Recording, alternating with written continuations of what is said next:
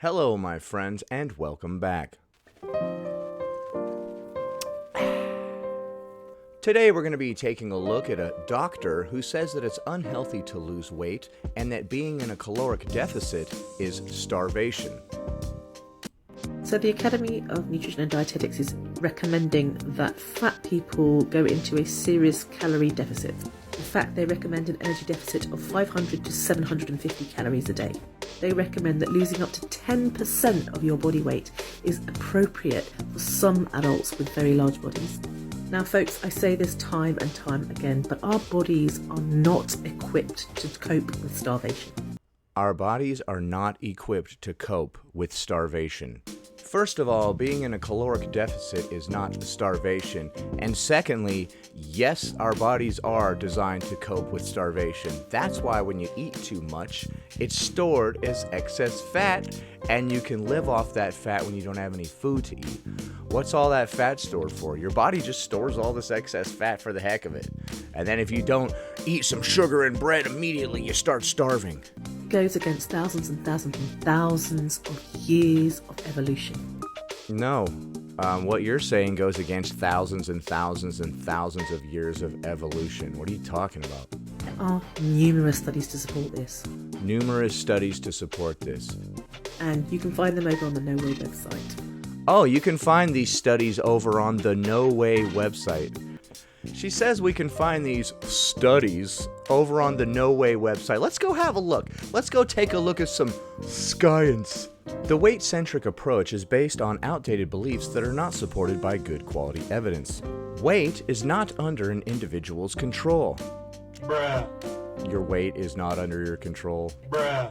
Dude, it's one of the only things on this entire planet that is 100% in your control. There are hundreds of factors that control our weight. Geneticists have isolated over 100 genes, and some argue that weight is similar to height and that it is predominantly controlled by our DNA. So you're saying that if you're overweight and I lock you in a room with no food for a month, you will stay overweight? Is that what you're saying? Because we can do this experiment. We can do this experiment on anybody that says that they have a medical condition that prevents them from losing weight. I will lock you in a room for 1 month with nothing but water to drink, and we'll see. We'll see if that weight comes off. If somehow you do not lose weight, we're going to make sure that we patent this disease that you have and give it to all those starving kids in Africa. They'll be happy to learn that there's a disease that you can get that means that you never have to eat again and you stay the same weight. It's called the magical calorie from the air disease. In addition, early childhood trauma impacts our neurochemistry and neurophysiology. It is associated with higher levels of stress hormones, which in turn impact weight. This suggests that our weight is predetermined within the first few years of our life. Dude, homie, bro, dog, you have childhood trauma, so now you're going to be overweight for the rest of your life. What about all those people who were using drugs and alcohol to overcome or self-medicate their childhood trauma, who then later on went to stop using drugs and alcohol and found other ways to cope? What about them? There are a number of medical conditions and medications that influence weight. More and more evidence suggests that insulin resistance causes weight gain as opposed to the other way around. A number of medications clearly state that weight gain is a recognized side effect, and yet iatrogenic weight gain is still viewed as something that is under an individual's control. Right, so they're saying that insulin resistance leads to weight gain, not vice versa.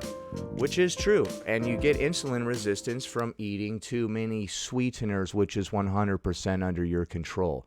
I know you don't want to hear this, but the only one who can help you is you. The only one whose fault this is yours.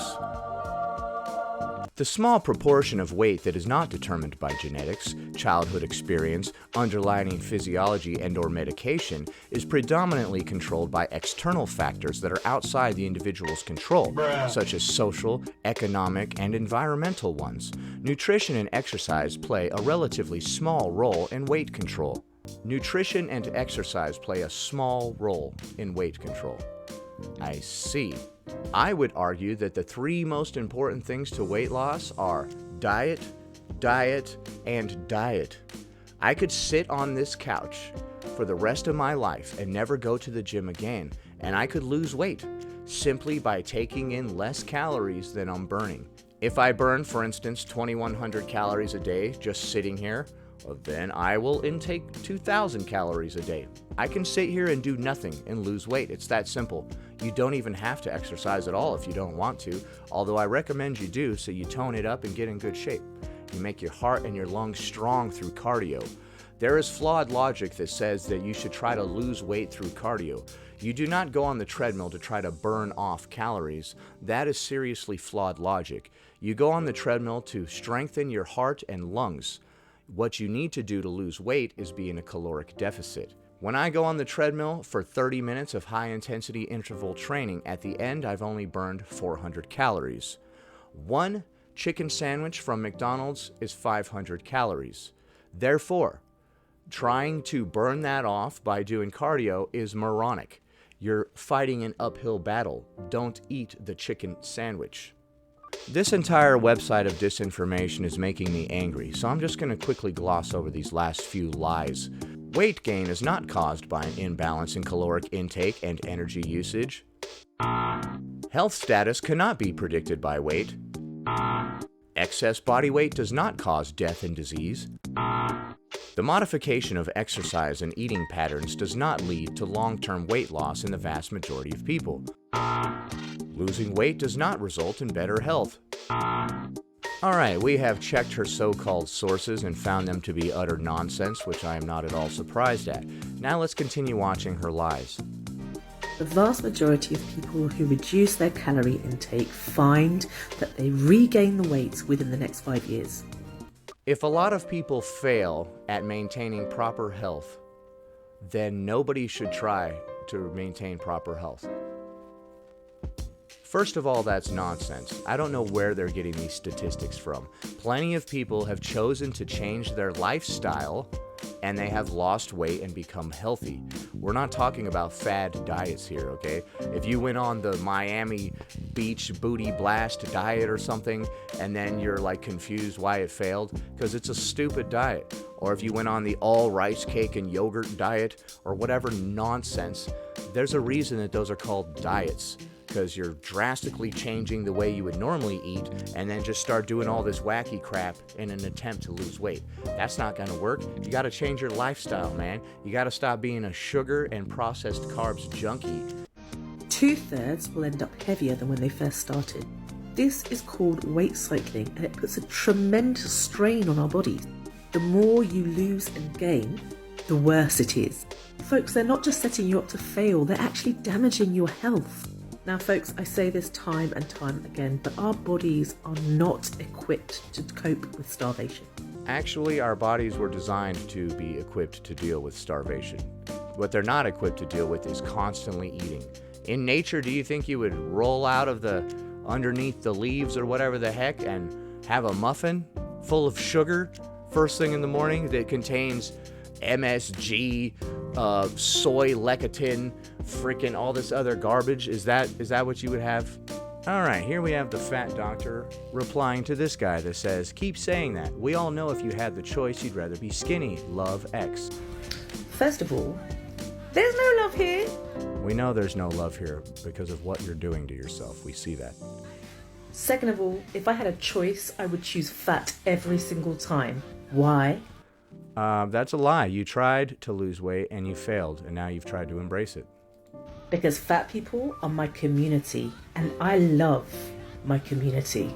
6 months before Fat Doctor went on that TV show, they were singing a completely different tune. About a month ago, I started trying to lose weight. I am on a mission to lose 40 kilograms in the next year.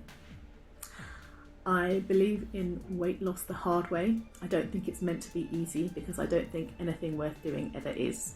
Alright, so you tried to get healthy, you failed, and then you started to say that fat people are your community now, so that they will accept you or whatever. I'm not a failure, guys. I actually just want to stay in this community because of my love for you guys. It's almost like you tried to get accepted by the cool kids and they wouldn't accept you, so you went back to your old friends, and then your old friends are like, what the hell, you just ditched us. Alright, so now we're going to refute some of the things that this person said about starvation and how you weren't designed or how we didn't evolve to deal with starvation, which is ludicrous. 8 health benefits of fasting backed by science. Despite its recent surge in popularity, fasting is a practice that dates back centuries and plays a central role in many cultures and religions. Intermittent fasting, on the other hand, involves cycling between periods of eating and fasting ranging from a few hours to a few days at a time. Fasting is being shown to have many health benefits, from increased weight loss to better brain function. Here are 8 health benefits of fasting backed by science. 1. Promotes blood sugar control by reducing insulin resistance. 2. Promotes better health by fighting inflammation. 3. May enhance heart health by improving blood pressure, triglycerides, and cholesterol levels. 4. May boost brain function and prevent neurodegenerative disorders. 5. Aids weight loss by limiting calorie intake and boosting metabolism. You see that your metabolism is under your control, not vice versa. 6. Increases growth hormone secretion, which is vital for growth, metabolism, weight loss, and muscle strength. 7. Could delay aging and extend longevity. 8. May aid in cancer prevention and increase the effectiveness of chemotherapy. Fasting is a practice that goes back thousands of years. Alright folks, well there you have it. Apparently the term doctor is thrown around pretty loosely over there in the UK. They seem to be knighting people as doctors left and right over there who have absolutely no idea. Anyway, that about does it. Thanks for watching, commenting, liking, and subscribing, and I'll see you in the next one.